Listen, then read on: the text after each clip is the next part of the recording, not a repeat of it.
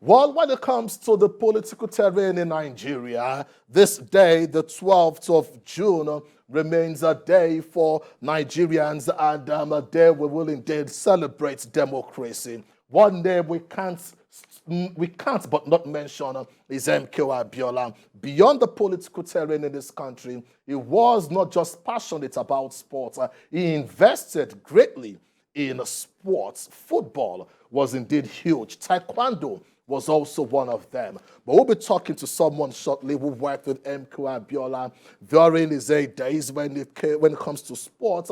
But let's take a look at the legacies of MKO Abiola in Nigerian sports. When we come back, we'll take a look at the continent of Africa, how MKO Abiola shaped football and the Confederation of African Football Award, the Best Player Award, the trophy donated by MKO Abiola. The Abuja Stadium has been officially called the Moshood Abiola National Stadium. The magnificent sports complex was named after the political hero who also wrote his name in gold on the sands of Nigeria's sports chronicle. I can provide the money. I provide even the time. MKO Abiola was an extraordinary philanthropist who contributed in cash and kind to help the development of sports and athletes in Nigeria and beyond.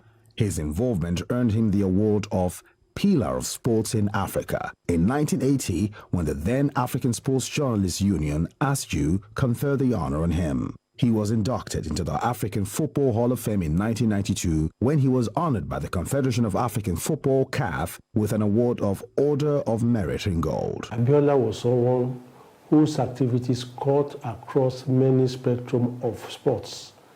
Generally, he was not just a sponsor, he was also an enthusiast, in the sense that he was always attending sports events. MKO Abiola, during his lifetime, blazed the trail as a major financier for Nigerian sports.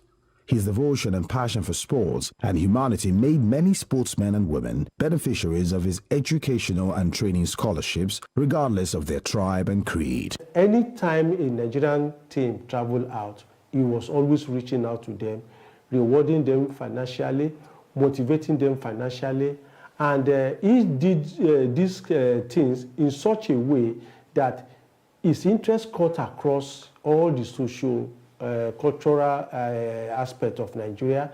He remains the only Nigerian to have run 3 football clubs: Concord FC, Lagos ITT Football Club, Lagos and Abiola Babes FC of Abeokuta, which became one of the most flamboyant football club sides in the history of football in Nigeria. My name connected with something, I want to see that it is very well done. If the Abiola Babes, then Abiola has to be there. Abiola Babes was his flagship club, and the team was reputably known to be the best club in terms of players, welfare, and general administration. The club won the Nigerian FA Cup in 1985 and 1987 and had Nigeria's football stars such as Muda Lawal, Rashidi Yekini, Friday Ekpo, Toyin Ayinla, Dominic Lofa, Best Ogedengbe, and Yisa Shofoluwe on its payroll. Before then, what we have in Nigeria were sectional football clubs, like the Shooting Stars, like the Rangers, like Bendel Insurance. And the catchment area for those clubs were always players within their area of influence. As at that time, you can hardly see a Yoruba man crossing to Rangers, going to the east to play for Rangers.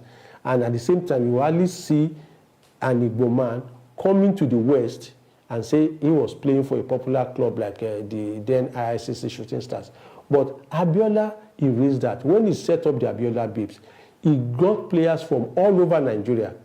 MKO Abiola sponsored various sports activities in Nigeria and 14 other African countries, including competitions named after other persons, such as the Asheko National Swimming Competition and the then AAA Junior Athletics Championships.